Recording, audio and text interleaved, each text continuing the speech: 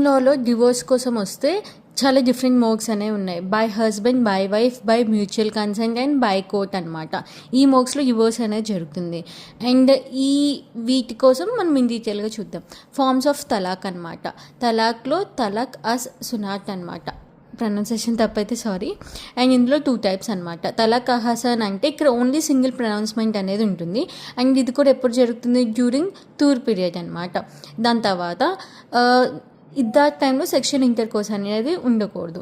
And ఈ టైంలో husband అనేవాళ్ళు రివోక్ అనేది చేయొచ్చు అనమాట. లేదు నాకు డివోర్స్ వద్దు అని again they can continue.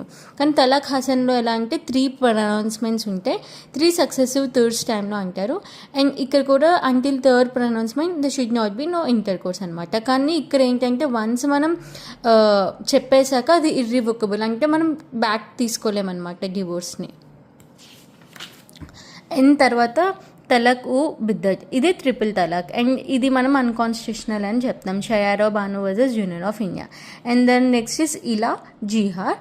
And ఇలాలో ఏంటంటే ఇక్కడ హస్బెండ్ అనేవాళ్ళు ఓత్ తీసుకొని చెప్తారనమాట, మనకి ఇలా సెక్షువల్ ఇంటర్కోర్స్ అనేది వద్దు.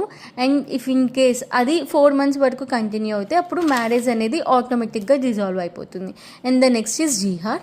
And the next one is తలాకాయ్ తఫీద్. ఇక్కడ ఏంటంటే హస్బెండ్ అనేవాళ్ళు తన యొక్క పవర్ ఆఫ్ తలాక్ అనేది వేరే పర్సన్కి ట్రాన్స్ఫర్ చేస్తారు. It can be of wife or third person అనమాట. అండ్ కూలా అండ్ ముబారత్, ఇక్కడ ఈ వీక్ కోసం ఏం చెప్తారు, ఇక్కడ డివోర్స్ అనేది వైఫ్ ఇనిషియేట్ చేస్తుంది with the consent of the husband. ముబారత్లో ఎలా అంటే మ్యూచువల్గా డివోర్స్ అనేది జరుగుతుంది అనమాట. అండ్ ఇవన్నీ different modes of divorce in Muslim law. And with this we are completing the family law.